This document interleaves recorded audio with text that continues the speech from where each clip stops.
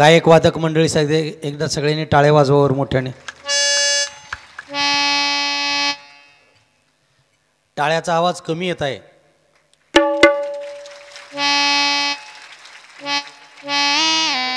अतिशय चांगलं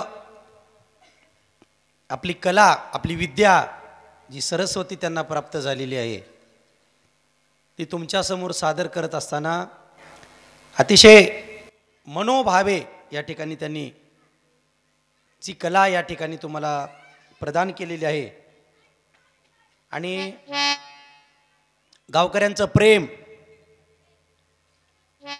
गावकऱ्यांची श्रद्धा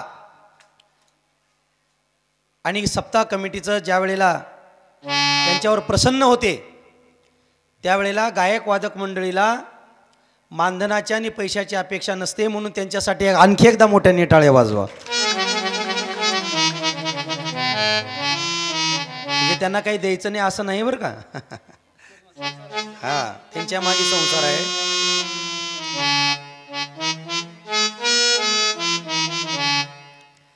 आज समारोपीय दिवस आहे.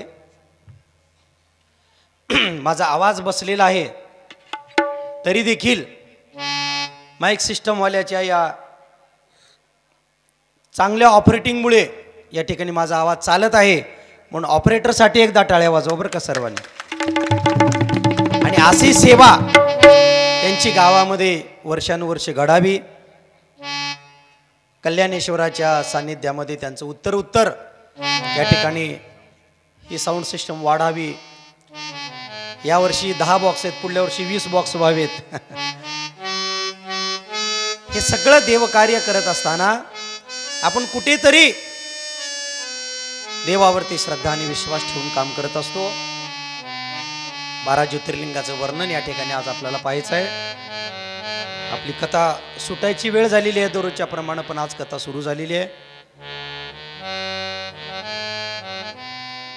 कारण आज आपल्या सप्त्याचा 7वा दिवस असल्या कारणाने परमर्ष ग्रंथ सांगता, गाता भजन सांगता, टाळार्थी कीर्तन, परत गुरुवर्यांचं आशीर्वचन आणि नंतर कथा, अशाप्रमाणे आज खूप वेळ झालेला आहे. 12 ज्योतिर्लिंगाचं चरित्र या ठिकाणी आपण पाहणार आहोत. 12 सुवासिनी या ठिकाणी आलेल्या आहेत असं मी गृहीत धरतो आणि त्यांनी कृपया माझ्याकडे आपापली नावे या ठिकाणी 12 सुवासिनीची नावे मला देण्यात यावी विनंती करतो. नावं केलीत का? हां, ती लिस्ट द्या ना माझ्याकडे. यादी कुणाकडे? माझ्याकडे द्या. आणि या ठिकाणी जी तुम्हाला पूजा करायची त्या पूजेची पद्धत मी सांगणार आहे. ज्याचं नाव घेतलं ती सुवासिनी या ठिकाणी व्यासपीठाच्या समोर यायचं, तिथं पूजा मांडायची आणि ती पूजा मांडत असताना कथा होईपर्यंत त्या भगवंताच्या पिंडीवरती जला अभिषेक करायचा, बेलफूल व्हायचं, तुपाची आरती लावायची आणि त्या ठिकाणी जे तीर्थ आहे ती तीर्थ एका टोपल्यामध्ये जमा करायचं आणि आपापलं साहित्य घेऊन व्यासपीठावर यायचं. व्यासपीठाला आणलेलं साहित्य अर्पण करायचं आणि आपल्या जागेवर बसायचं. अशा प्रकारची ही पद्धत आपल्याला 12 ज्योतिर्लिंगाची या ठिकाणी अवलंबन करायची आहे. आजपर्यंत कथेमध्ये कोणी अशा प्रकारची पद्धत या ठिकाणी राबवलेली नाही. म्हणून एक नवीन उपक्रम जो भावभक्ती आणि श्रद्धा वाढवणार आहे. आपल्या या भारतातल्या 12 ज्योतिर्लिंगाचं जे वर्णन वेदशास्त्र आणि पुराणामध्ये केलेलं आहे त्याचं सविस्तर आपल्याला वर्णन या ठिकाणी करायचं आहे. मी 12ही सुवासिनींना अशी विनंती करतो. ठीक आहे, 13 झाल्यात ना, अत्यंत चांगला आहे गोष्ट आहे. कारण जे 12वर ज्योतिर्लिंग आहे ते 2 प्रकारचं अर्ध ज्योतिर्लिंग आहे आणि म्हणून तुम्ही 13 जणी या ठिकाणी आलेले आहात. मी प्रत्येकाला या ठिकाणी पूजेचं माध्यम सांगणार आहे आणि ती कथा सांगत असताना आपण या ठिकाणी अतिशय मनोभावे या स्वयंभू ज्योतिर्लिंगाची पूजा करणार आहोत. आज आपल्या कथेचा समारोपीय दिवस आहे. काल भगवान भोलेनाथ आणि पार्वती मातेचं लग्न आम्ही मोठ्या थाटामाटामध्ये या ठिकाणी लावलेलं आहे. खरंच महाराष्ट्राच्या, मराठवाड्याच्या आणि विदर्भाच्या बॉर्डरवर असलेलं हे गाव आहे. आणि खरं पाहिलं तर उभ्या महाराष्ट्रामध्ये आम्ही कथा कीर्तन करत हिंडत असतो, पण एवढं भावभक्तीने आणि श्रद्धेने विपुल असलेलं गाव या ठिकाणी उभ्या महाराष्ट्रामध्ये या वर्षात मी पहिलं गाव या ठिकाणी शिरोडचं बघितलेलं आहे. आणि खरंच तुमची शिस्त, तुमची भक्ती आम्ही अनेक लोकांना फोनवरून सांगत असतो. सध्या कुठे कथा चालू आहे, सोशल मीडियाच्या माध्यमातून ज्या वेळेला फेसबुक, व्हॉट्सअपला हे व्हायरल होत असतात, त्यावेळेला सगळे लोक म्हणू लागलेत की महाराज एवढी पब्लिक कुठं आहे, एवढा मोठा सप्ताह कुठे आहे, हा कार्यक्रम किती शिस्तबद्ध आहे, कसल्या प्रकारचा गोंधळ नाही, कसल्या प्रकारची गडबड नाही. तर तुमच्या गावाचं नाव भारताच्या नकाशावर तर होतच, पण हे तुमचं गाव आता संप्रदायाच्या नकाशावर देखील आलेलं आहे, यामध्ये कसल्याही प्रकारची संकोच नाही. म्हणून आपल्याला या भारत देशामध्ये कशा प्रकारचे हे ज्योतिर्लिंग तयार झाले, या ज्योतिर्लिंगाचा इतिहास या ठिकाणी आपल्याला पाहायचा आहे. वेळोवेळेला या भारतामध्ये मोगलांनी वेगवेगळ्या प्रकारचं या ठिकाणी आक्रमण केलं आणि अनेक वेळेला भारतातल्या अनेक मंदिराला त्यांनी उद्ध्वस्त केलेलं आहे. त्यामध्ये तो इतिहास मी तुम्हाला सांगून जाणार आहे. सौराष्ट्रे सोमनाथच्च श्री शैल्य मल्लिकार्जुनम उज्जैन्य महाकाले ओमकार ममलेश्वरम परल्या वैजनाथच्च डाकिने भीमाशंकरम सेतुबंदे तु रामेश नागेश दारुकावने वाराणसुत विश्वेश त्र्यंबकम गौतमी तटे हिमालय तु केदार ग्रस्नेश शिवालय. हर हर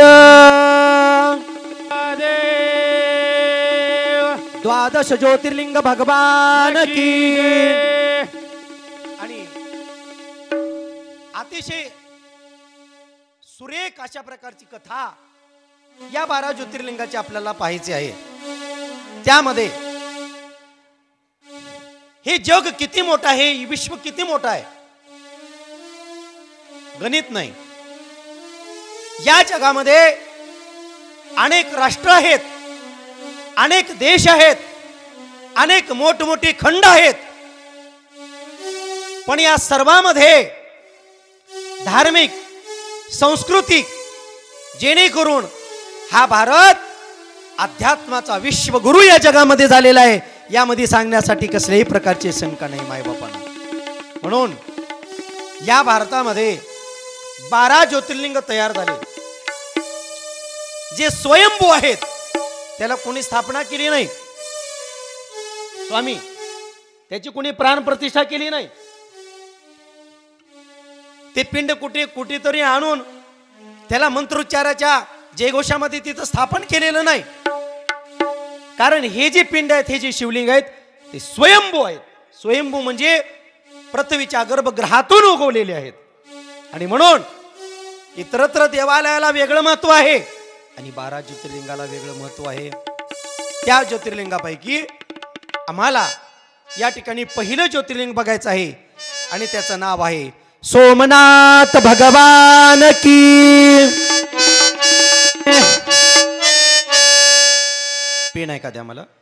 यामध्ये या ज्योतिर्लिंगाची पूजा करण्यासाठी मी श्री शिवभक्तीपरायण सीमाबाई शिवराज कृष्णापुरे यांना अशी विनंती करतो की आपण आपलं साहित्य घेऊन व्यासपीठाच्या जवळ यायचं आहे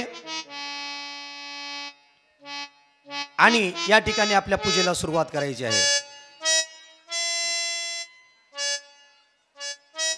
त्यामध्ये आपण पहिलं ज्योतिर्लिंग बघणार आहोत आणि हे ज्योतिर्लिंग गुजरातच्या सौराष्ट्र भागामध्ये जुनागड जिल्ह्यातील वेरावळ बंदरामध्ये किंवा याच्या ठिकाणी हे वसलेलं आहे. आणि यामध्ये हे ज्योतिर्लिंग कसं तयार झालं, ह्या ज्योतिर्लिंगाचा इतिहास कसा आहे हे मी तुम्हाला सांगणार आहे. खालीच उभा राहा. साळुंका गंगेकडं करा हिंग तसं. हा स्वामी तुम्ही तिथं बसा म्हणजे थोडं सांगण्यात येईल. कथा होईपर्यंत सोमनाथाची कथा होईपर्यंत त्यावरती बारीक जल अभिषेक जलधारा व्हायची. कथा संपत आली, ज्या वेळेला तो ज्योतिर्लिंग प्रकट झाला त्यावेळेला त्याच्यावरती बेलफुलं अर्पण करायचं, तुपाची वाती लावायची, आरती करायची आणि आपापल्या जाग्यावर इथे ठेवून तो शिवलिंग ठेवायचा आणि आपापल्या जागेवर जाऊन बसायचं. यामध्ये आजचे पहिले यजमान श्री सीमाबाई कृष्णापुरे या ठिकाणी पूजा करत आहेत आणि त्यांच्या पूजेचं फळ त्यांना या ठिकाणी निश्चित मिळणार आहे. कारण बघा आज आपल्याला किती मोठा योग आहे. एका ज्योतिर्लिंगाला जर जायचं असेल तर कमीत कमी 5,000 रुपये खर्च होतो. किती? एका ज्योतिर्लिंगाला. आता आपल्याकडे किती ज्योतिर्लिंगाचं दर्शन, किती ज्योतिर्लिंगाची पूजा आपल्याकडून होणार आहे? 12 पंचे किती? 60,000 रुपये. या ठिकाणी आपल्याला 12 जर ज्योतिर्लिंग करायचे तर आपल्याला पैसे लागणार आहेत. पण या ठिकाणी आपल्याला कसल्याही प्रकारचा वेळ वाया न घालता, कसल्याही प्रकारचा प्रवास न करता एकेका ज्योतिर्लिंगाचं या ठिकाणी आपल्याला पूजा घडणार आहे. म्हणून त्या सुवासिनी भाग्यवान आहेत, त्या पुण्यवान आहेत, ज्यांना या ठिकाणी पूजा मिळणार आहे. म्हणून तुम्ही कुठल्याही ज्योतिर्लिंगाला न जाता या ठिकाणी 12 सुवासिनींनी 5,000 रुपये मला दक्षिणा द्यायचा आणि आपलं पुण्य घ्यायचं. कोण कोण आणले पैसे हात वर करा. नाही तुमच्याकडं नगदी नसले तर फोन पे वापर करतो मी. मालक आहेत का? वा रे वा, काय मग मालक असल्यावर तर काहीच भीती नाही हो. आता तुम्ही ऑर्डर केलं, मालकाची काय हिंमत आहे का तुमचा शब्द मोडायची? असो, जे आपल्याला घडेल त्या ठिकाणी आपल्याला दक्षिणा द्यायचं आहे. कसल्याही प्रकारची अट नाही, बंधन नाही. आणि म्हणून आता आपल्याला कथा सुरुवात करायची आहे. आणि ती कथा सांगत असताना या सोमनाथाच्या प्रमुख आक्रमणाची मी तुम्हाला इतिहास सांगणार आहे. सन 8000 मध्ये चालुक्य राजाने या मंदिराचा जीर्णोद्धार केला होता. पुढे इसवी सन 722 मध्ये प्रांतचा सुभेदार, 1025 मध्ये मोहम्मद गजनी, 1337 मध्ये अल्लाउद्दीन खिजली आणि 1392 मध्ये गुजरातचा मुजफ्फर शहा आणि 1701 मध्ये औरंगजेबाने या मंदिरावरती आक्रमण केलं आणि या मंदिराची हजारो लाखो करोड रुपयाची संपत्ती त्यांनी जहाजाने आपल्या देशामध्ये लुटून नेली. मायबापानो, मंदिर छिन्न भिन्न झाली, शिवलिंगा तोफा लावून फोडण्यात आल्या. इथे असलेले माणिक मोती अगणित संपत्ती या मोगलांनी आपल्या देशामध्ये लुटून नेली. पण भाविकांनो, मला तुम्हाला सांगण्यासाठी अभिमान वाटतो, ज्या मोगलांनी आणि ज्या इंग्रजांनी या भारताला एवढं लुटलं, हा भारत देश सोने की चिडिया होता, इथून सोन्याचा धूर निघत होता. इथली संपत्ती अनेक लुटली, पण इथली संपत्ती त्यांना लुटता आली नाही. म्हणून आज आमची हिंदू संस्कृती जिवंत आहे. त्यावेळेला राजमाता पुण्यश्लोक अहिल्यादेवी होळकर यांनी 1873 मध्ये सोमनाथाच्या मंदिराचा पुनश्च एकदा जीर्णोद्धार केला आणि या मंदिराला सुवर्ण कलश लावला. राजमाता पुण्यश्लोक अहिल्यादेवी होळकर जर जन्माला आल्या नसत्या तर आम्हाला 12 ज्योतिर्लिंगाची मंदिरं आज पाहायला मिळाली नसती. म्हणून पुण्यश्लोक राजमाता अहिल्यादेवी होळकर यांच्या नावाने सगळ्यांनी एकदा जयघोष करायचा. बोला अहिल्या माता की हर हर. इतिहास असा आहे. अभिषेकाला सुरू करा. इतिहास असा आहे, दक्ष राजाला 60 मुली होत्या. त्यामध्ये त्यांनी 27 चंद्राला दिल्या आणि त्यामध्ये चंद्राला सर्वात आवडणारी एक बायको होती, तिचं नाव आहे रोहिणी.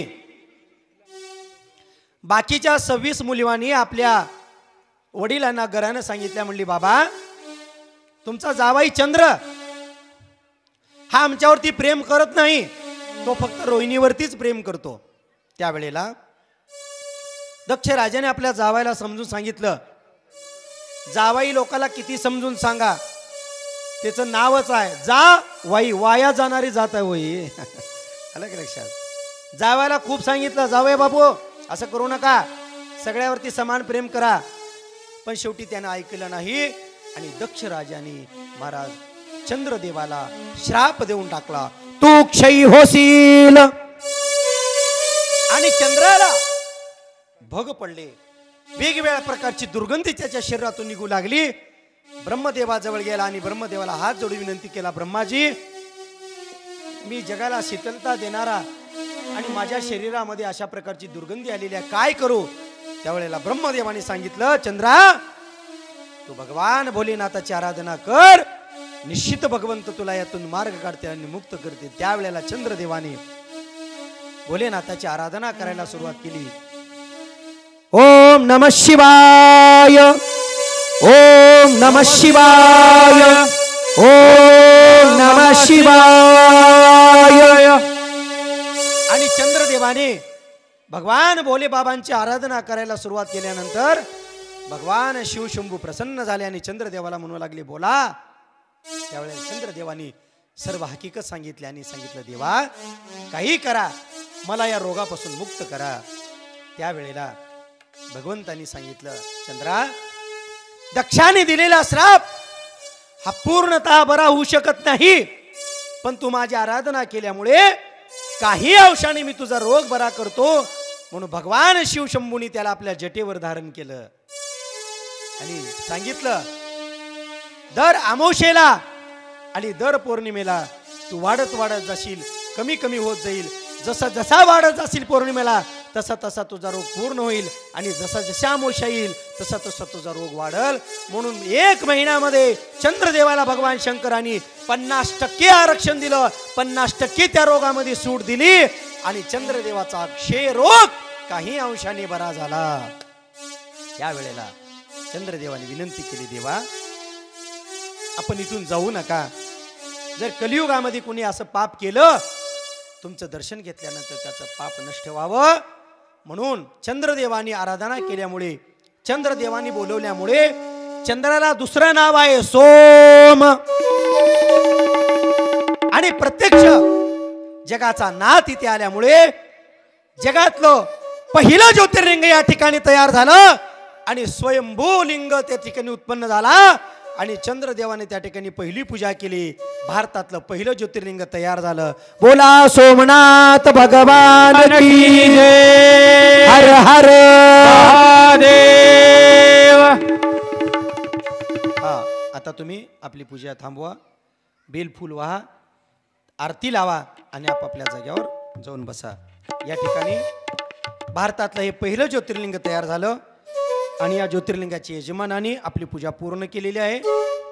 याच सोमनाथाच्या परिसरामध्ये श्रीकृष्ण यांची विश्रांती घेत असताना त्या ठिकाणी त्यांना एका पारध्याचा बाण लागला आणि श्रीकृष्णाने देखील आपला शेवटचा श्वास याच सोमनाथाच्या परिसरामध्ये संपवलेला आहे. असाही इतिहास या ठिकाणी आपल्याला प्राप्त होतो.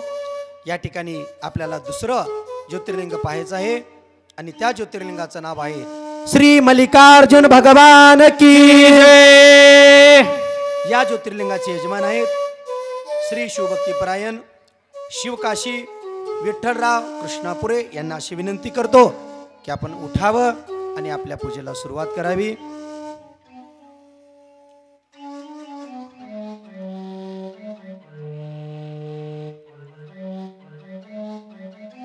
तोपर्यंत एक सर्वांनी भजन म्हणा.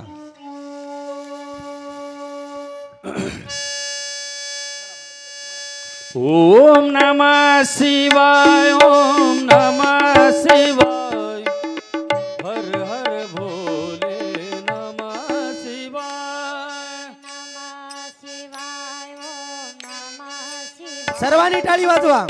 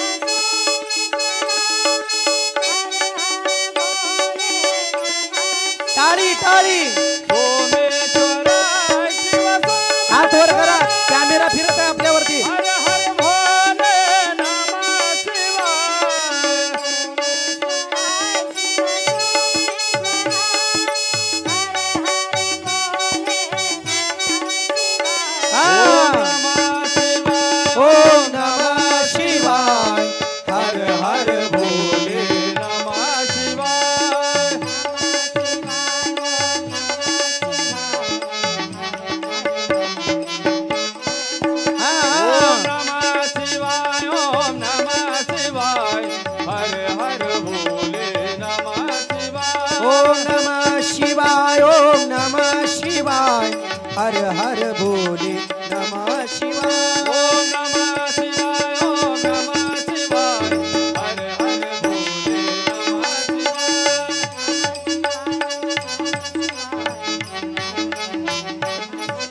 हर हर महादेव. श्री मल्लिकार्जुन हे भारतातलं दुसरं ज्योतिर्लिंग आपण बघणार आहोत. या ज्योतिर्लिंगाचा इतिहास असा आहे, या ठिकाणी जवळजवळ 300 वर्षापूर्वी पाताळ गंगेच्या 852 पायऱ्या आणि त्याचे घाट या ठिकाणी राजमाता पुण्यश्लोक अहिल्यादेवी होळकरांनी बांधलेला आहे. या ठिकाणीच कधी काळी चंद्रगुप्त नावाच्या राजाची ही राजधानी होती. आणि आता या मल्लिकार्जुनाचा आपल्याला इतिहास बघायचा आहे. अभिषेक चालू करा. त्यामध्ये एकदा अर्जुन अरण्यामध्ये शिकारीसाठी हिंडत होता आणि अर्जुनाला एक रानडुकर दिसलं. त्यामध्ये अर्जुन त्या रानडुकराच्या पाठीमागे लागला आणि अर्जुनाने त्या रानडुकराला बाण मारला. तेवढ्यामध्ये भगवान शंकर देखील त्या ठिकाणी वास्तविक करत असल्यामुळे भगवान शंकरानेही त्या रानडुकराला बाण मारला. शिकार माझी, शिकार माझी, शिकार माझी, दोघांमध्ये भांडणं लागलं. शेवटी अर्जुनाने सांगितले, म्हणले देवा आपण दोघी भांड करत बसायचं नाही, आपल्या दोघांमध्ये युद्ध करूया. जो युद्धामध्ये जिंकेल शिकार त्याची. मग आणि महापराक्रमी अर्जुनाने भगवंताला त्या ठिकाणी हरवलं आणि त्या ठिकाणी तो शिकार घेऊन जात असताना भगवंताने त्याच्यावरती कृपा केली आणि त्यावेळेला अर्जुन म्हणू लागला, देवादिदेव ओ भोले बाबा, या ठिकाणाहून तुम्ही जाऊ नका आणि कृपा करून या ठिकाणी तुम्ही ज्योतिर्लिंगाच्या स्वरूपाने प्रकट व्हा, असं अर्जुनाने विनंती केली. त्यावेळेला जगाचा मालक असल्या कारणाने आणि अर्जुनाने विनंती केल्या कारणाने भारतातलं दुसरं ज्योतिर्लिंग या ठिकाणी तयार झालं आणि त्याचं नाव पडलं मल्लिकार्जुन भगवान की जय. हर हर महादेव. आणि अशा प्रकारे हे भारतातलं अतिशय सुरेख अनोखी ज्याची कला जर तुम्ही बघितला, ज्याचं नक्षीकाम तुम्ही जर बघितलात, तर एवढं सुरेख बांधकाम या ठिकाणी आहे, आपण कल्पना करू शकत नाही मायबापानो. त्या काळामध्ये विज्ञान एवढं प्रगतिशील नव्हतं, तरी त्या काळच्या बांधकाम करणाऱ्या लोकांनी कितीतरी कला या ठिकाणी आपली प्रोत ओतलेली आहे. आणि भगवान भोलेनाथांचं हे अतिशय देदीप्य अशा प्रकारचं ज्योतिर्लिंग या ठिकाणी तयार झालेलं आहे. शिवकाशी ताईंना अशी विनंती करतो, आपण आपली पूजा आरती लावावी. आणि या ठिकाणी दुसरं ज्योतिर्लिंग संपलेलं आहे. आता आपल्याला तिसऱ्या ज्योतिर्लिंगाची कथा पाहायचं आहे. या ज्योतिर्लिंगाचे यजमान श्री शिवभक्तीपरायण शिवकांता देवानंद कृष्णापुरे यांना अशी विनंती आहे, आपण व्यासपीठाकडे यावं आणि पूजेला सुरुवात करावं. ओ शंकरारा जय शिव शंकरारा, शंकरारा जय शिव शंकरारा, शंकरारा जय शिव शंकरारा, शंकरारा जय शिव. जय हो.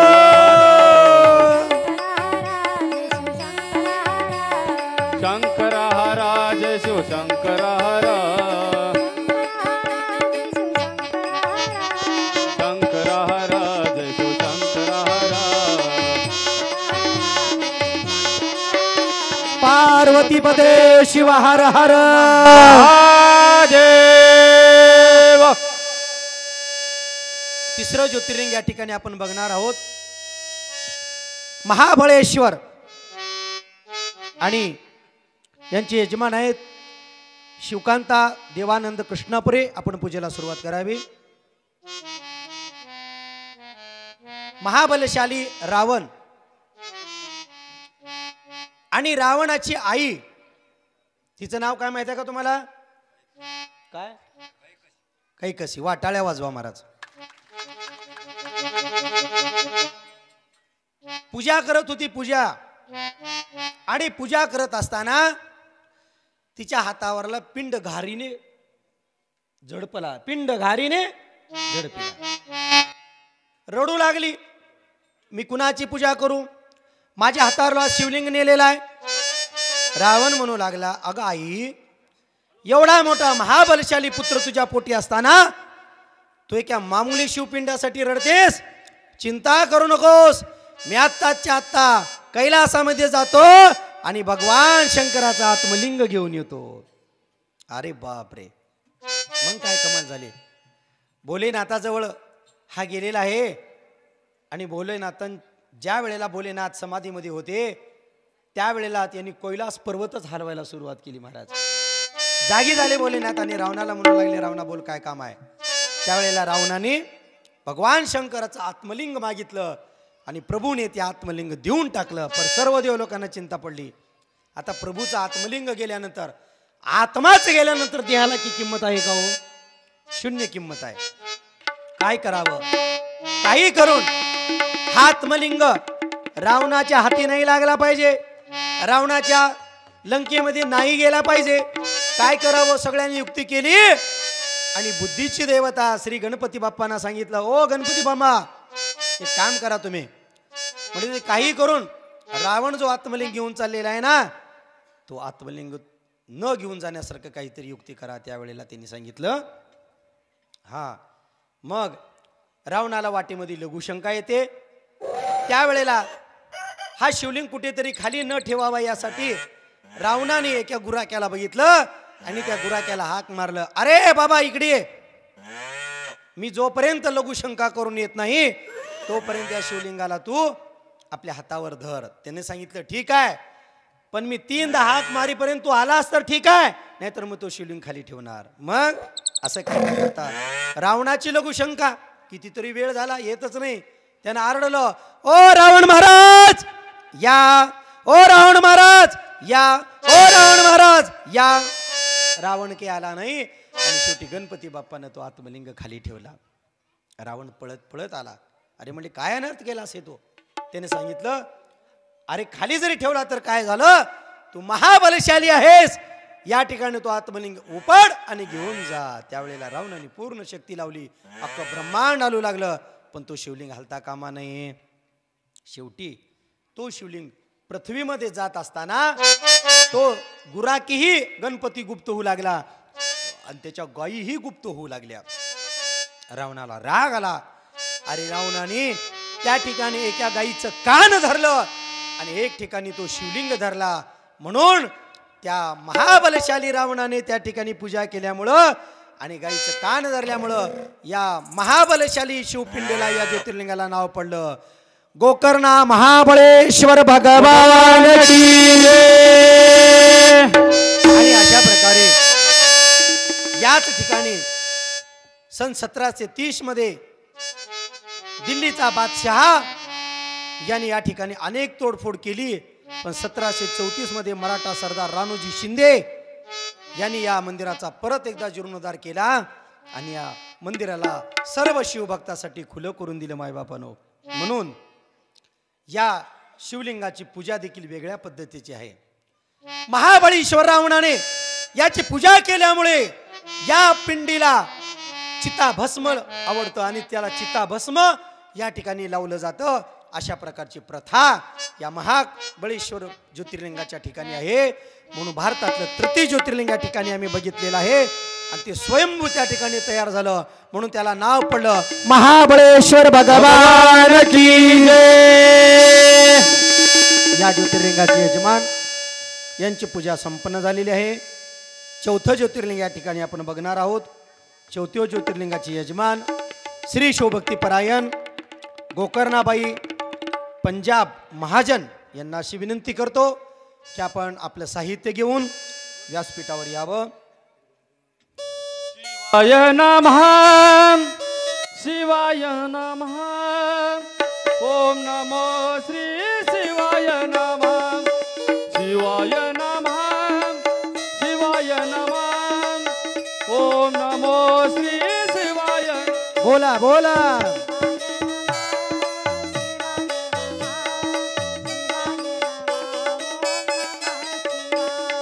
शिवाय नमः शिवाय नमः ओम नमो श्री शिवाय नमः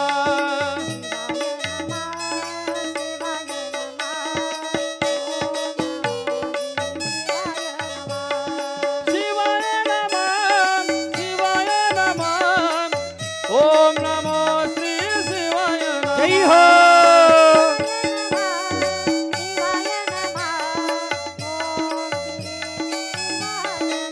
हो बोला बोला शिवाय नमः शिवाय नमः ओम नमो श्री शिवाय नमः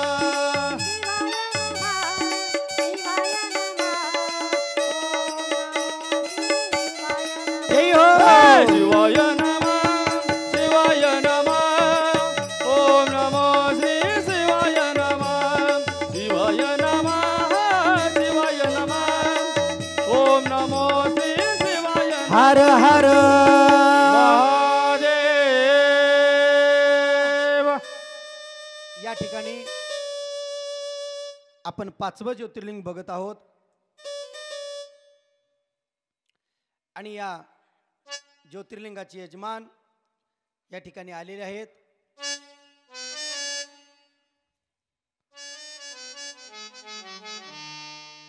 आणि 4थं ज्योतिर्लिंग आहे गोकर्णाबाई पंजाबराव महाजन यांनी पूजेला सुरुवात करावं. आणि या 4थ्या ज्योतिर्लिंगाचं नाव आहे ओंकारेश्वर भगवान की जय.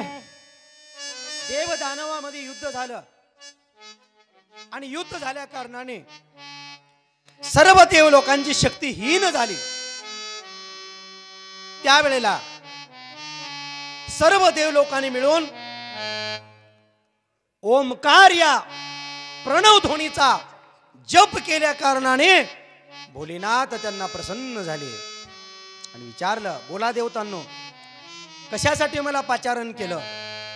त्यावेळेला सर्व देव लोकांनी सांगितलं, देवादिदेव आमच्या शक्त्या हीन झालेल्या आहेत आणि कृपया करून आम्हाला परत एकदा शक्ती प्रदान करा.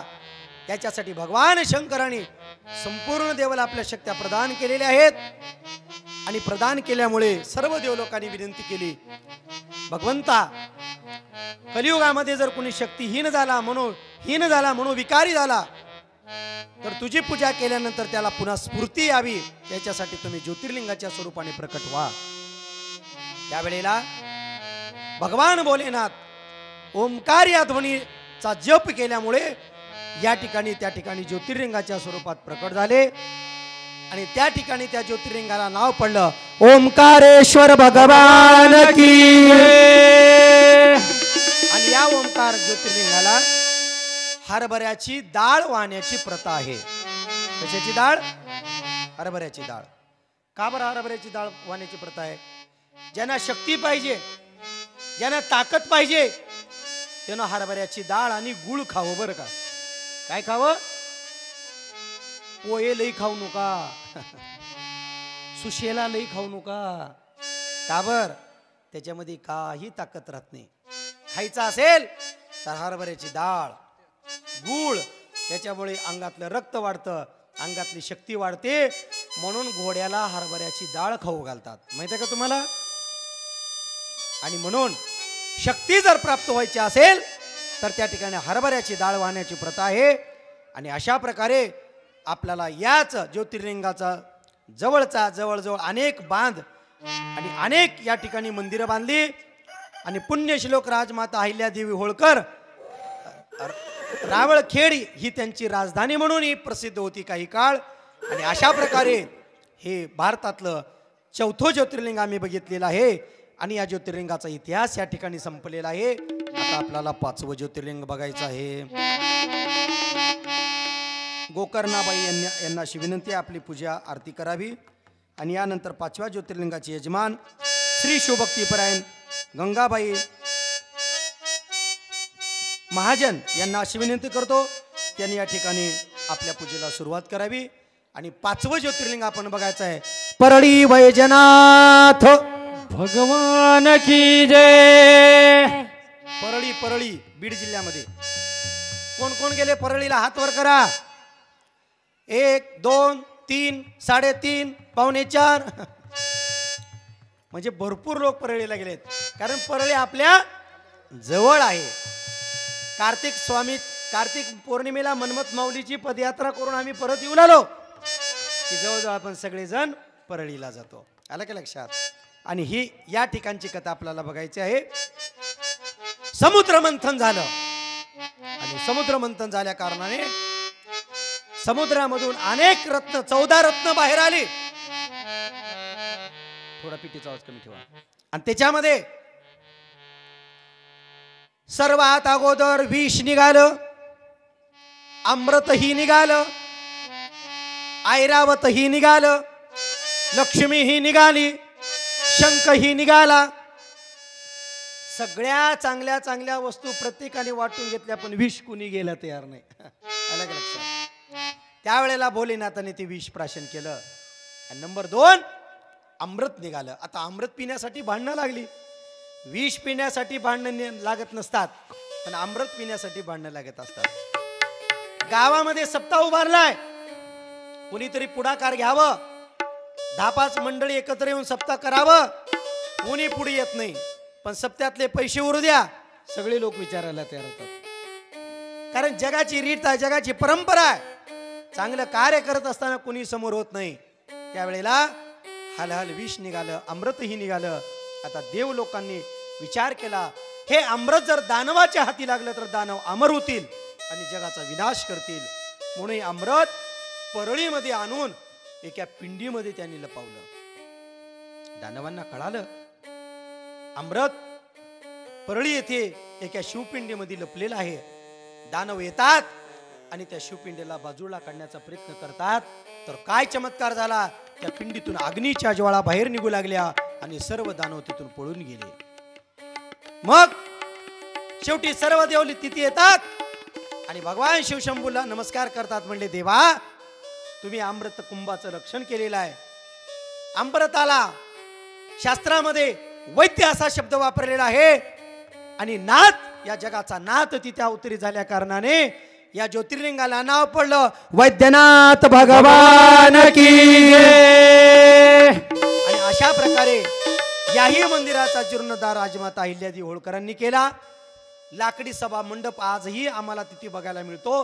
जवळजवळ 200 ते 250 फूट एक एक खांब लाकडाचा तिथे आपल्याला बघायला मिळतो. किती सुंदर बांधकाम आहे त्या मंदिराचं. तुम्ही कधी जा बघा. आणि त्याच परिसरामध्ये अनेक कथा या ठिकाणी घडलेल्या आहेत. त्यामध्ये अल्पायुष्य मार्कंड्याची कथा इथेच घडली. सती सावित्रीची कथा इथेच घडली. राजा श्रीयाळाची कथा इथेच घडली. आणि याच ठिकाणी चंचुला आणि तिचा पुत्र तिला शिवकृपा व्हावी याच परळीमध्ये घडलेली आहे. आणि या परळीमध्ये आणखी एका जगप्रसिद्ध साधूची समाधी आहे जगमित्र नागा. त्यांनी स्वतः वाघाला धरून राज्यसभेमध्ये आणल्याची चर्चा या ठिकाणी जगमित्र नागाची समाधी याच परळीमध्ये आहे. आणि म्हणून हे 5वं ज्योतिर्लिंग आम्ही परळीचं वैजनाथाचं बघितलेलं आहे. आदरणीय गंगाबाई महाजन यांना अशी विनंती करतो आपण तुपाच्या वाती लावाव्या. आणि या ठिकाणी आपल्याला आता 6वं ज्योतिर्लिंग बघायचं आहे. 6व्या ज्योतिर्लिंगाचे यजमान जय श्री कैलाश देशमुख यांना अशी विनंती करतो आपण उठावं आणि आपल्या ज्योतिर्लिंगाच्या पूजेला सुरुवात करावं. आणि आपण आता 6वं ज्योतिर्लिंग बघणार आहोत. भीमाशंकर भगवान की जय. सह्याद्रीच्या पर्वतरांगा, भीमा नदीचा उगम आणि यामध्ये अतिशय सुनियोजित असलेलं हे मंदिर आहे. या मंदिराचा इतिहास आणि या मंदिराचा सन 1737 मध्ये नानाजी फडणवीस यांनी या मंदिराचा जीर्णोद्धार केला. आणि ती सुंदर अशा प्रकारची जवळजवळ 500 किलो वजनाची विशाल घंटा या मंदिराला त्या ठिकाणी अर्पण केली. आता ती नाही, कारण परप्रांत्यांनी लुटेऱ्यांनी ती घंटा लुटून नेलेली आहे. म्हणून या भीमाशंकराचा आपण इतिहास या ठिकाणी बघणार आहोत. पराक्रमी अशा प्रकारचा पुत्र होता आणि त्याचं नाव आहे भीम. राम आणि रावणाचं युद्ध झालं. त्या युद्धामध्ये रावणाचा भाऊ कुंभकर्ण मारला गेला आणि कुंभकर्णाची पत्नी कर्कटी तिचा पुत्र भीम होता. त्यांनी शपथ घेतली, जोपर्यंत मी रामाला मृत्यूच्या दाढेमध्ये पाडणार नाही तोपर्यंत आई मी तुझं दर्शन घेणार नाही. राम अयोध्येला निघून गेले होते. सर्वांना कळालं अयोध्येमध्ये हा भला मोठा भीम काय राक्षस जाणार आहे आणि श्रीरामांचा वध करणार आहे. तेवढ्या भगवान शंकराने त्या भीम काय अशा असुराचा त्या ठिकाणी नायनाट केला, त्याचा अंत केला. आणि त्या ठिकाणी जाता जाता प्राण शेवटचा राहिला होता. त्यावेळेला त्या भीमाने पराक्रमी भीमाने भगवान शंकराला विनंती केली, म्हणजे देवा मी तर मृत्युमुखी पडत आहे, पण माझी एक विनंती आहे, या ठिकाणी तुम्ही ज्योतिर्लिंगाच्या स्वरूपात प्रकट व्हा आणि माझ्या नावानं तुम्ही या ठिकाणी प्रसिद्ध व्हावं अशी माझी इच्छा आहे. म्हणून भीमानं आग्रह केल्यामुळे शंकर तिथं आले आणि या 6व्या ज्योतिर्लिंगाला नाव पडलं भीमाशंकर भगवान की हर हर महादेव. अशा प्रकारे हे 6वं ज्योतिर्लिंग या ठिकाणी संपन्न झालेलं आहे. 6व्या यजमानाने या ठिकाणी आपली आरती आटोपावी. 7वी यजमान आहेत श्री लक्ष्मीबाई साहेबराव कल्याणकर यांना अशी विनंती आहे, आपण लवकरात लवकर उठून या ठिकाणी पूजेसाठी यावं. आता आपल्याला ज्योतिर्लिंग बघायचं आहे. रामेश्वर प्रमाण आहे नामदेवराव, रामचंद्राचा ईश्वर तो हा जाना रामेश्वर.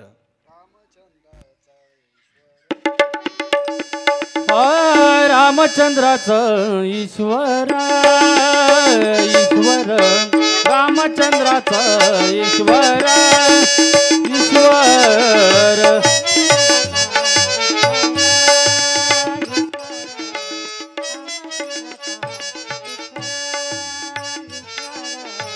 रामचंद्राचा ईश्वर ईश्वर रामचंद्राचा ईश्वर ईश्वर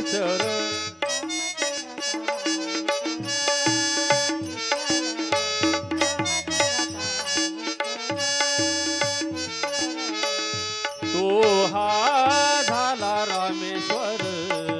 वा वा. तो हा झाला रामेश्वर. तो हा झाला रामेश्वर रामचंद्राचा ईश्वर रामचंद्राचा ईश्वर ईश्वर रामचंद्राचा ईश्वर रामेश्वर भगवान की जय. आता कथा आहे रामेश्वरी ज्योतिर्लिंगी आहे आणि धामही आहे बरं का. त्यामध्ये कथा अशी आहे, सीतेला लंकेमध्ये बंदिस्त ठेवण्यात आलं. श्रीरामांना कळालं, त्यावेळेला भारतातून लंकेमध्ये जाण्यासाठी त्यांनी पूल बांधण्याचं काम हाती घेतलं. भगवान श्रीरामांना लंकेवर पूल बांधण्याचं टेंडर दिलं म्हणा की कॉन्ट्रॅक्ट दिलं. मग आता देवानी पूल बांधायला सुरुवात केली. पण श्रीरामाचा एक नियम होता, ते कुठलंही शुभ कार्य करण्याच्या अगोदर, आपल्या दिवसाची सुरुवात करण्याच्या अगोदर भगवान शंकराच्या शिवपिंडीची पूजा केल्याशिवाय ते कोणत्याच कामाला सुरुवात करत नव्हते. बघा, माणसाच्या जीवनामध्ये काहीतरी नियम असावा. आणि श्रीराम सेतू बांधण्याच्या अगोदर वाळूचा शिवलिंग तयार करतात आणि वाळूचा शिवलिंग तयार करून पूजा करत असताना तेवढ्यामध्ये हनुमंतराय जवळ आले आणि श्रीरामांना म्हणू लागले, म्हणले रामा, माझ्यासारखा बलाढ्य वानर तुमच्या जवळ असताना तुम्ही एखाद्या सर्वसामान्य वाळूच्या शिवलिंगाची पूजा करावी? हनुमंता, काय करणार आहेस आता सांग? अहो, आत्ताच्या आत्ता कैलासामध्ये जातो आणि भगवान शंकराचा आत्मलिंग घेऊन येतो. उडी मारली हनुमंतानी, थेट कैलासामध्ये गेला. पण हनुमंताला येण्यासाठी वेळ झाला. पूजा तिथी आणि पूजेची योग्य अशा प्रकारची वेळ निघून जात असल्या कारणाने श्रीरामांनी त्या ठिकाणी त्या शिवलिंगाची मूर्ती प्राण प्रतिष्ठा केली, पूजा केली. तेवढ्यामध्ये हनुमंतराय आले. हनुमंतांनी सांगितलं, म्हणजे देवा, एवढ्या लांब मी आत्मलिंग आणण्यासाठी गेलो होतो, तुम्ही वाळूचा शिवलिंग तयार करून पूजा केली. त्यावेळेला रामाने सांगितलं, हनुमंता, तू काय कर, हा जो वाळूचा शिवलिंग तयार केलेला आहे तो बाजूला काढून टाक आणि तू जो शिवलिंग आणलेला तो स्थापन कर. त्यावेळेला हनुमंताला अभिमान आला, गर्व आला आणि हनुमंताने आपल्या शेपटीच्या आडा त्या शिवपिंडीला घातला. अख्खं ब्रह्मांड हलू लागलं, पण ती शिवपिंड तीळ मात्र हलायला तयार नाही. गर्वहरण झाला. त्या पिंडीच्या त्यांनी पाया पडल्या. मग रामांना म्हणू लागला, देवा, या पिंडीचं काय करू, या आत्मलिंगाचं काय करू? त्यावेळेला त्याच बाजूला हनुमंताने आणलेली पिंड स्थापन करण्यात आली आणि त्यावेळेला भगवान पार्वती सहित श्रीरामांना प्रसन्न झाले. त्यावेळेला श्रीराम देवाच्या पुढे हात जोडून उभारले आणि त्यावेळेला भगवंतानी आणि मातेनी त्यांना विजयी भव असा आशीर्वाद दिला. विजयी भव. त्यावेळेला श्रीराम आणि हनुमंतानी भगवंताला विनंती केली, देवा, रामाच्या हाताने पूजा केल्यामुळं तुम्ही माझ्याच नावाने या ठिकाणी प्रख्यात व्हावं आणि हनुमंताच्या हाताने तो आत्मलिंग आणल्या कारणाने हनुमंताच्या नावानं तुम्ही इथे या ठिकाणी स्वयंभू ज्योतिर्लिंगाच्या स्वरूपात प्रकट व्हावं अशी विनंती केल्यानंतर श्रीरामांची पूजा केल्यानंतर त्या ठिकाणी आपल्याला तो लिंग पाहायला मिळतो आणि त्या लिंगाचं नाव रामाने पूजा केल्यामुळे आणि प्रत्यक्ष ईश्वर आल्यामुळे त्या पिंडीला नाव पडलं रामेश्वर भगवान की जय. आणि हनुमंताने आत्मलिंग आणल्या कारणाने त्याच्याच बाजूला दुसरे पिंड तयार झाली आणि त्या पिंडीचं नाव पडलं हनुमंतेश्वर भगवान की जय. म्हणून तुम्ही जर रामेश्वरला गेलात तर रामेश्वरची एक पिंड पाहायला मिळते आणि हनुमंताने स्थापन केलेली एक पिंड पाहायला मिळते. गेलात का रामेश्वरला? तुम्ही पाहायला मिळाली का तुम्हाला दोन्ही पिंडी? हा. मग त्या वेळेला विजयी भव असा आशीर्वाद दिला आणि सर्व वानर सेनानी हर हर महादेवाशी गर्जना करत सेतू बांधून रावणावरती विजय मिळवला. मायबापाने विजय मिळवला. बघा, हर हर गर्जना कोण कोण करून विजय मिळवला? कौरवाच्या विरोधामध्ये पांडवांनी बंड पुकारला आणि पांडवांना विजय प्राप्त होण्यासाठी पांडवांनी कौरवावरती आक्रमण केलं. त्याही वेळेला त्यांनी गर्जना केली, हर हर महादेव. ज्या वेळेला मोगलांना आपल्या भारतातून हाणून लावायचं होतं त्यावेळेला हिंदवी स्वराज्याचे संस्थापक छत्रपती शिवाजी महाराजांनी आपल्या मावळ्यांना घेऊन मोगलावरती आक्रमण केलं आणि मावळ्याच्या मुखातून आवाज निघाला, हर हर महादेव. ज्या वेळेला वानरांनी लंकेवरती आक्रमण केलं त्यावेळेला वानराने देखील हीच गर्जना केली, हर हर महादेव. अशा प्रकारे जो विजय आपल्याला प्राप्त होतो तो केवळ हर हर गर्जनेमुळे होतो. म्हणून ज्या वेळेला भारतानं पाकिस्तानवरती आक्रमण केलं आणि करगिलचं युद्ध लढवलं त्यावेळेला भारताच्या नौजवानाने देखील हर हर महादेव हीच गर्जना केलेली होती. म्हणून अशा प्रकारचं हे रामेश्वर ज्योतिर्लिंग 7वं आम्ही बघितलं आहे. 7व्या ज्योतिर्लिंगाच्या यजमानांनी पूजा आटोपावी. 8वं ज्योतिर्लिंग आपल्याला बघायचं आहे. 8व्या ज्योतिर्लिंगाचे यजमान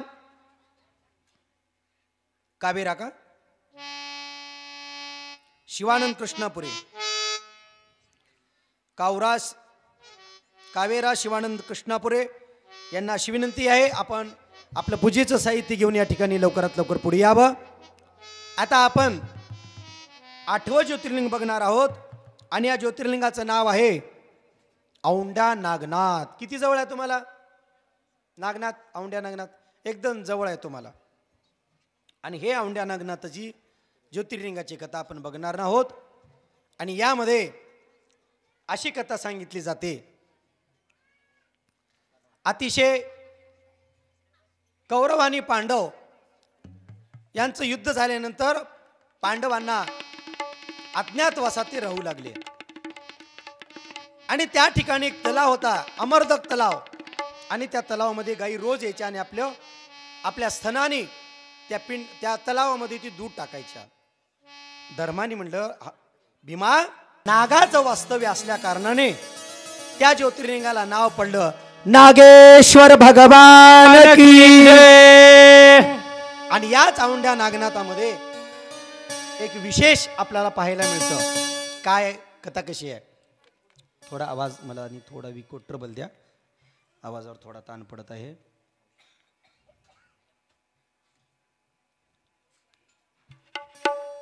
ही कथा अशी आहे, वारकरी संप्रदायातले संत शिरोमणी नामदेव महाराज हे औंढ्या नागनाथाला सतत जायचे भजन पूजनासाठी. आणि एक दिवस असा आला, संत नामदेव महाराजांनी टाळ मृदंग घेतला, काही वारकरी घेतले आणि औंढ्या नागनाथाच्या समोर भजन करायला सुरुवात केली. आता टाळ मृदंग लावला आणि नामदेव महाराजांनी भजनाला सुरुवात केली. रामकृष्ण हरी, कृष्ण हरी, जय जय राम कृष्ण हरी.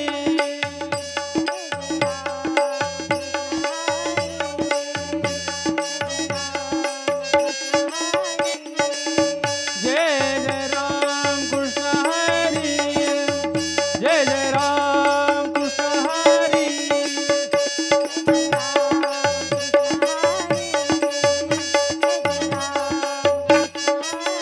हर हर महादेव. संत नामदेवाचं भजन सुरू झालं. मधून काही ब्राह्मण आली पूजा करत करत. थोडं विको कमी करा.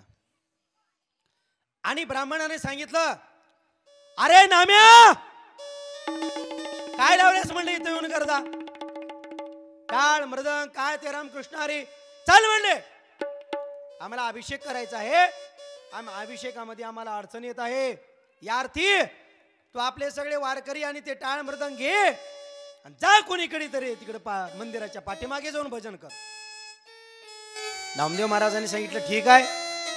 आमच्या भजनामुळे जर कुणाला अडचण होत असली, आमच्या सप्त्यामुळे जर कुणाला अडचण होत असली, तर आम्ही आमचा सप्ताह बंद करणार का? हा, हे असतातच आणि राहावेच लागतात अशी गावोगाव, बरं का. मग नामदेव महाराज गेले मंदिराच्या पाठीमाग आणि भजन करायला सुरुवात केली. आता भगवान शिवप्रभूंना ब्राह्मणांची रुद्राभिषेक आवडना गेला, पण नामदेव महाराजाचं भजन आवडू लागलं. आणि त्यावेळेला संत नामदेव महाराजाच्या भजनामध्ये जाण्यासाठी भगवान शिवप्रभूंनी आपल्या मंदिराचं दारच फिरवलं. की फिरविले देऊळ जगामध्ये ख्याती, फिरविले देऊळ जगामध्ये ख्याती.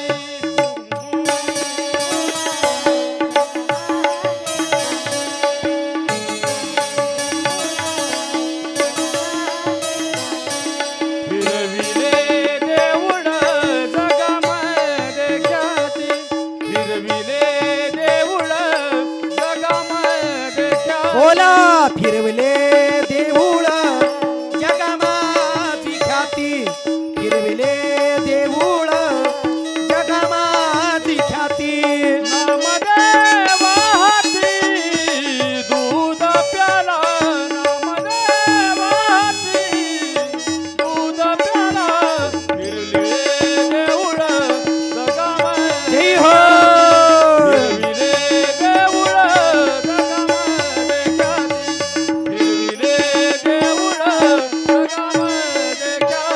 हर महादेव.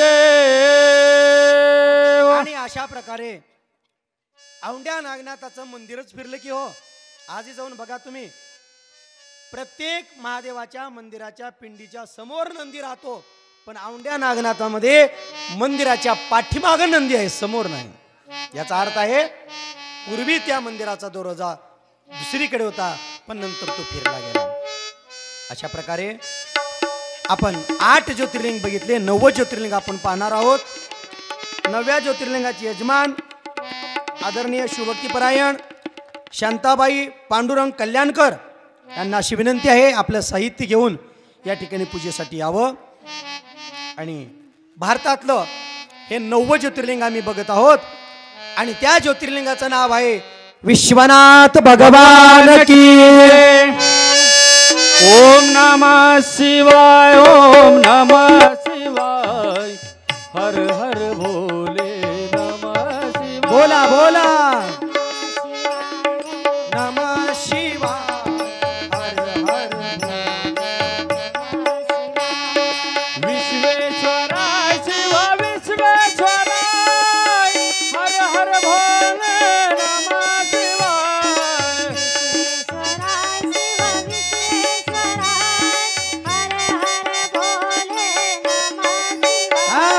विश्वेश्वराय शिव विश्वेश्वराय, हर हर भोले नमः शिवाय.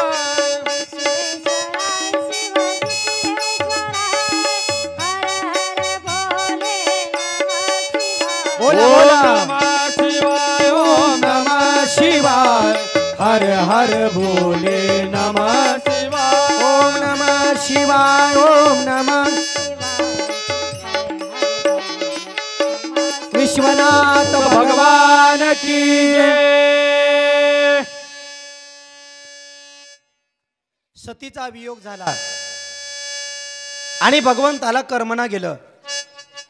नंदीला सांगितलं, अरे नंदी जा, मला कैलासामध्ये करमत नाही. थोडं कमी ठेवा आवाज. मृत्यू लोकामध्ये असं कोणतं एखादी नगर आहे का जिथे मला समाधान होईल. नंदी येतो आणि नंदीला काशी खूप आवडलेली आहे.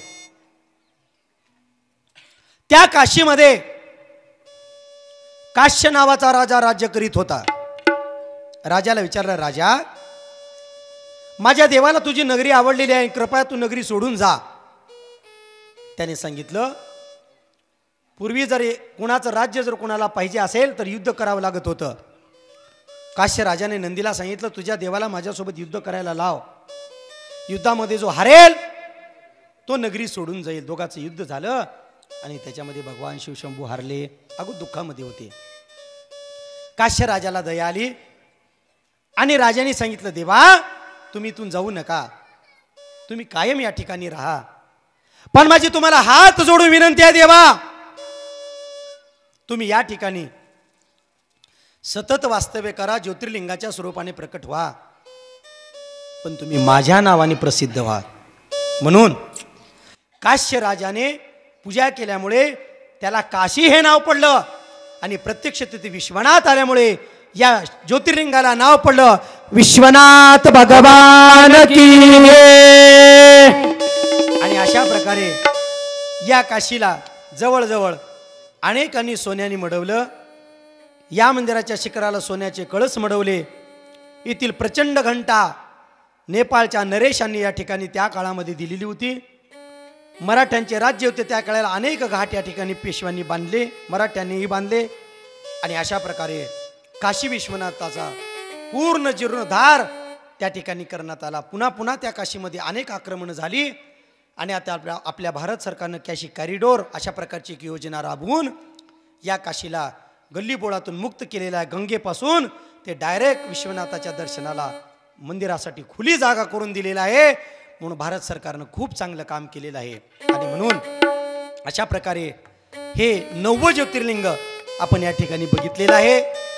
त्यामध्ये या ज्योतिर्लिंगाला अनेक वेळेला अनेक प्रक्रियांनी लुटलेलं आहे. परत एकदा सर्व भावी भक्तांच्या भावनेपोटी हे मंदिर उभा राहिलेलं आहे. आणि म्हणून अशा प्रकारचं हे 9 ज्योतिर्लिंग आपण बघितलेलं आहे. आता 10वं ज्योतिर्लिंग आपल्याला बघायचं आहे. 10व्या ज्योतिर्लिंगाचे यजमान सुवर्णमाला गोविंद कल्याणकर यांना अशी विनंती आहे, आपण पूजेचं साहित्य घेऊन यावं. आणि आता आपल्याला 10वं ज्योतिर्लिंग बघायचं आहे. त्याचं नाव आहे त्र्यंबकेश्वर. नाशिक जिल्ह्यामध्ये गोदावरीच्या सह्याद्रीच्या उंच उंच पर्वतावरती असं हे ब्रह्मगिरीपासून अत्यंत जवळ ब्रह्मगिरीच्या पायथ्याशी वसलेले हे मंदिर आहे. मंदिराचा इतिहास मी तुम्हाला सांगत आहे. त्या ठिकाणी गौतम ऋषींचा आश्रम होता आणि गौतम ऋषींचा आश्रम असल्या कारणाने सगळीकडे दुष्काळ पडला, पण गौतम ऋषींच्या आश्रमामध्ये कधी दुष्काळ नव्हता. त्यांची पत्नी ही अतिशय भाविक होती आणि ती अहिल्या एवढे सामर्थ्यशाली होती आणि एवढी बलाढ्य होती. आश्रमामध्ये कितीही लोक जेवायला येऊ द्या, गौतम ऋषींच्या आश्रमातून एकही भक्त विन्मुख जाता कामा नये.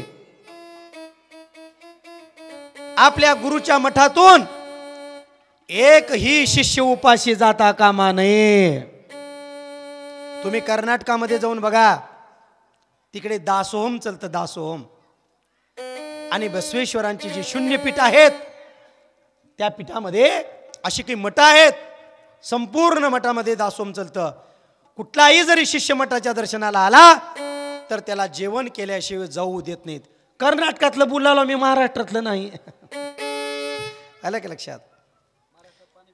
आणि आमच्या महाराष्ट्रामध्ये आणि आमच्या मठामध्ये काय भेटते आणि काय भेटत नाही हे मी तुम्हाला सांगायची गरज नाही, तुम सब जानते हो.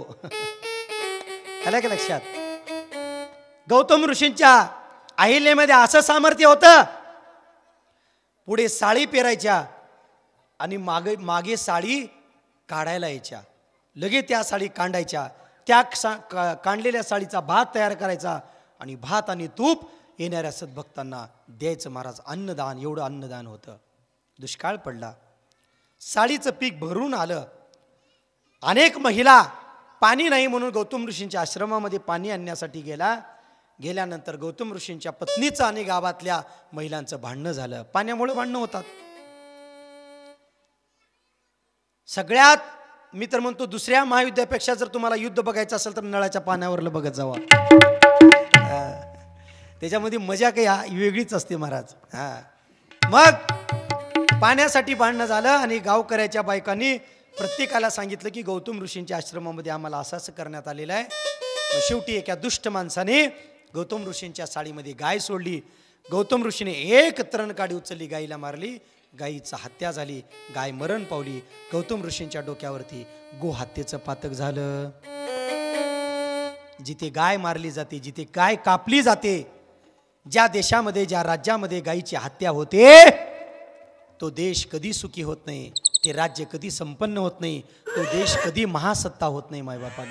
म्हणून आमच्या अनेक हिंदू संघटना, आमच्या अनेक हिंदू बांधवांनी शासनाकडे विनंती केलेली आहे की गायीला राजमाता घोषित करा.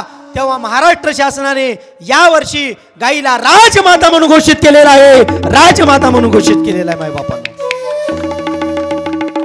म्हणून गायीची हत्या घडली, काय करावं? पंचायत भरली, तंटामुक्ती अध्यक्ष आले, गौतम ऋषींना काय शिक्षा द्यायची? त्यावेळेला गावकऱ्यांनी ठरवलं, गौतम ऋषी तुम्हाला एकच शिक्षा आहे, तुम्ही तपश्चर्या करा आणि भगवान शंकराच्या जटेतली गंगा तुम्ही या ठिकाणी आणा आणि इथला कायमचा दुष्काळ मिटवा. गौतम ऋषीने तपश्चर्या केली आणि त्या तपश्चर्येपोटी माता गंगा तिथं अवतरित झाल्या आणि त्या त्र्यंबकेश्वराच्या सान्निध्यामध्ये उगमस्थानी भगवान शिवशंकर त्या ठिकाणी ज्योतिर्लिंगाच्या स्वरूपाने प्रकट झाले. आणि म्हणून या ठिकाणी या ज्योतिर्लिंगाला नाव पडलं त्र्यंबकेश्वर भगवान की जय. आणि अशा प्रकारे 10वं ज्योतिर्लिंग तयार झालं. आता हे 11वं ज्योतिर्लिंग, 11व्या ज्योतिर्लिंगाचे यजमान आदरणीय शिवभक्तीपरायण गौरी गजानन कल्याणकर यांना अशी विनंती की आहे, आपण ताबडतोब पूजेचं साहित्य घेऊन या.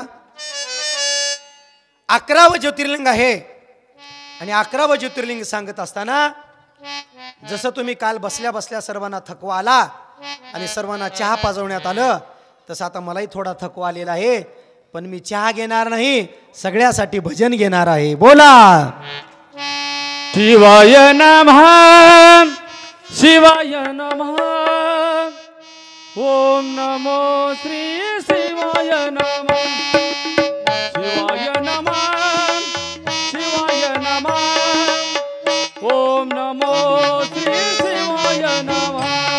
हातावर करा, हातवर करा. सर्वांचे.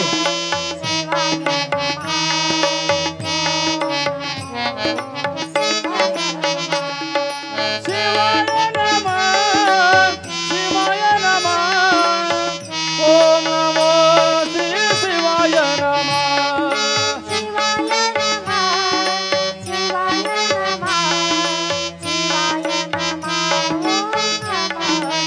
जय हो. शिवाय नमः शिवाय नमः ओम नमो श्री शिवाय नमः. बोला बोला.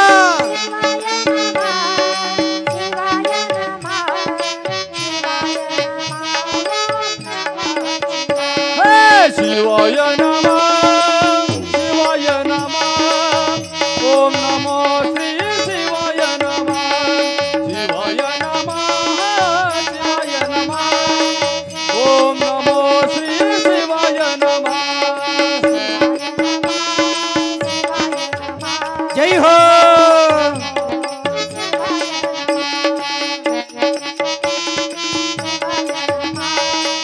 ओम नमो श्री शिवाय नमः. हर हर. महादेव. 11वं ज्योतिर्लिंग बघणार आहोत. केदारनाथ. केदारनाथ बद्रीनाथ गेलात का नाही? नाही. केदारनाथला बद्रीनाथला जर जायचं असेल, बद्रीनाथला वाहन डायरेक्ट मंदिरापाशी जातं, पण केदारनाथला जर जायचं असेल तर कुणी घोड्यावर बसून जातं, कुणी खेचरावर बसून जातं, तर कुणी डोली में बैठ के. केदारनाथला जर जायचं असेल तर कुण्याच जीवाला ओझ बनून जाऊ नका, स्वतःच्या पायाने जा आणि स्वतःने पायाने जाण्यासाठी केदारनाथ हे ज्योतिर्लिंग तारुण्यामध्ये करण्याचं ज्योतिर्लिंग आहे, म्हातारपणीमध्ये करण्याचं ज्योतिर्लिंग नाही. उंच आहे. आजी गेल्या का? वा वा, टाळी वाजवा आजीसाठी, टाळ्या वाजवा. हा आजी, पुन्हा नंतर या, 100 रुपये दक्षिणा देऊन बसा. केदारनाथ. आता या ज्योतिर्लिंगाचा इतिहास आपण बघणार आहोत. कौरव आणि पांडवाचं युद्ध झालं आणि युद्धामध्ये पांडवाच्या हातून आपल्या भावांची हत्या झाली, आपल्या आप्तइष्टांची हत्या झाली, आपल्या गुरुची हत्या झाली. पाप कुठे फेडावं? पांडवांनी कृष्णाला विचारलं, म्हणले कृष्णा, आम्ही एवढ्या लोकांचा वध केला, याचं प्रायश्चित्त आम्हाला करायचे, काय करावं लागेल? श्रीकृष्णाने सांगितलं, तुम्ही केदारनाथ या पर्वतावरती, हिमालयावरती जा आणि तिथे स्वर्ग रोहिणी मार्ग आहे, त्या मार्गाने तुम्ही कैलासामध्ये जा आणि भगवान शंकराचा आशीर्वाद प्राप्त करून या पापापासून मुक्त व्हा. 5 पांडव द्रौपदी सहित निघाले. जाता जाता एकेकाचं शरीर वाटेने गळून पडू लागलं. त्यावेळेला भगवान भोलेनाथांनी या 5 पांडवाची परीक्षा घ्यायचं ठरवलं आणि भगवंतांनी रेड्याचा अवतार घेतला. रेड्याचा.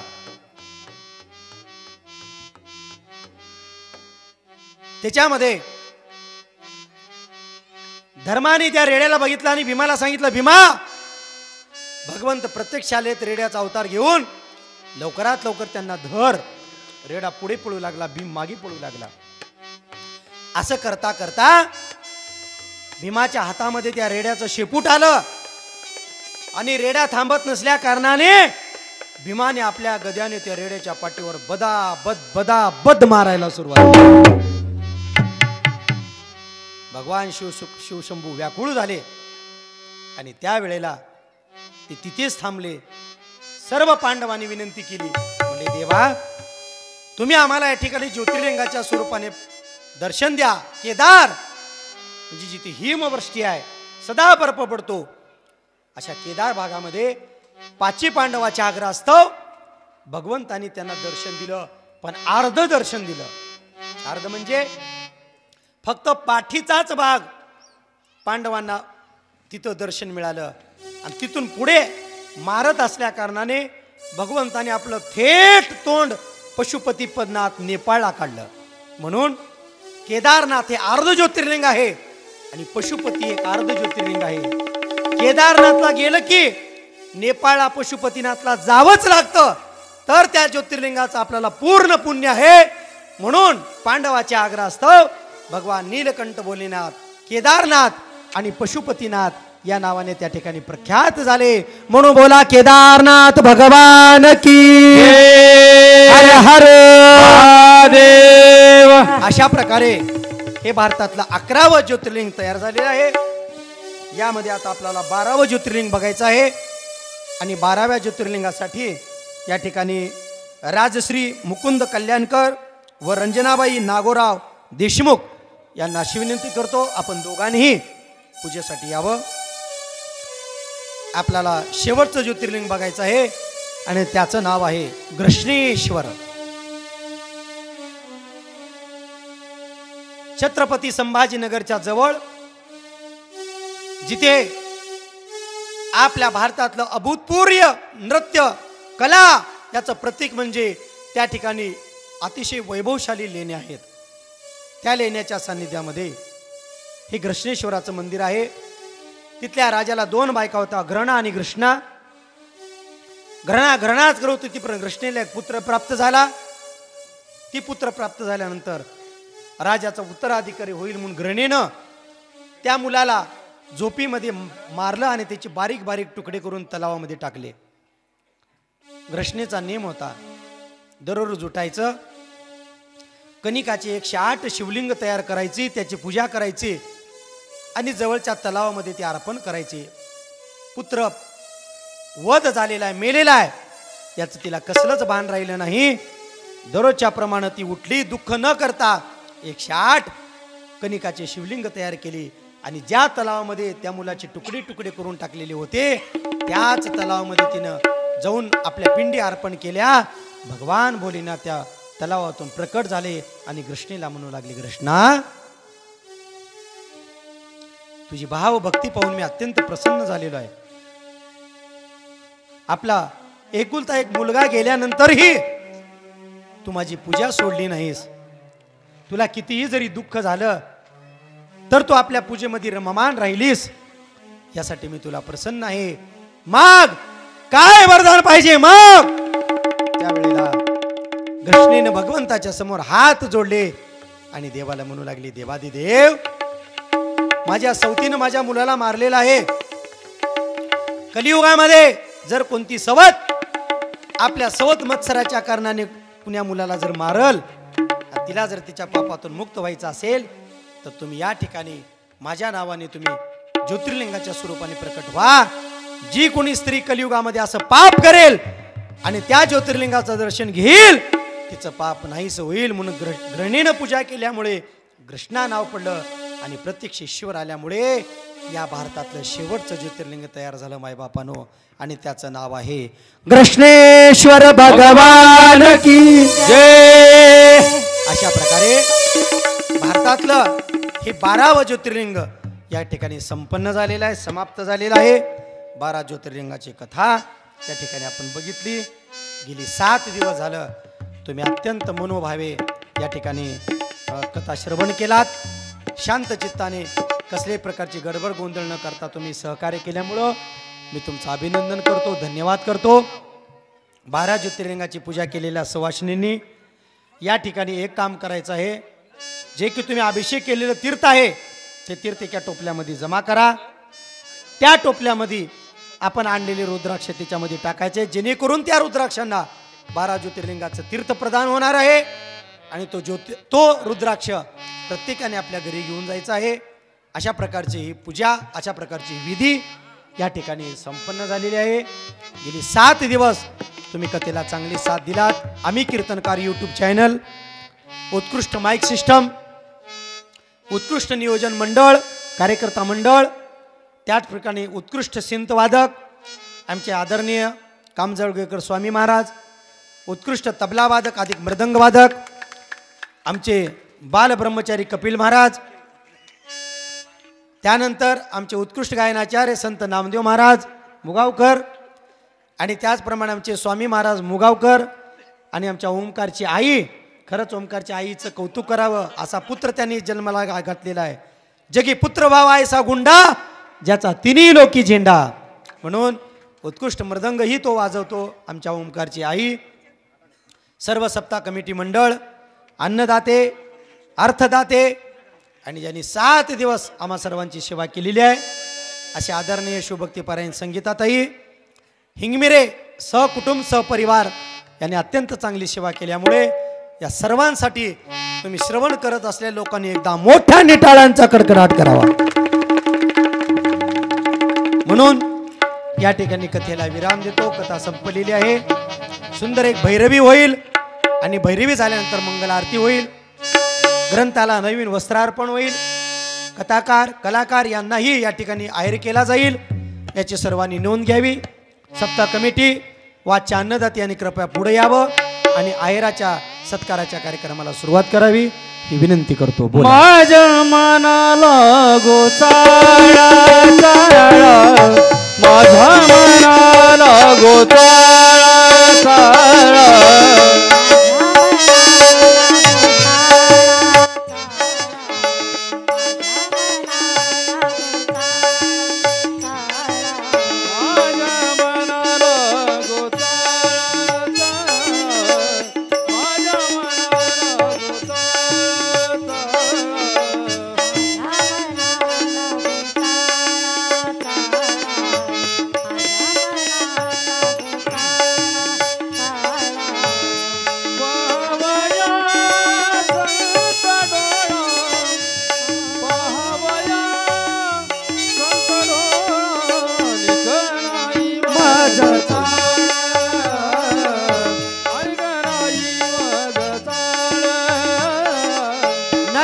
संसार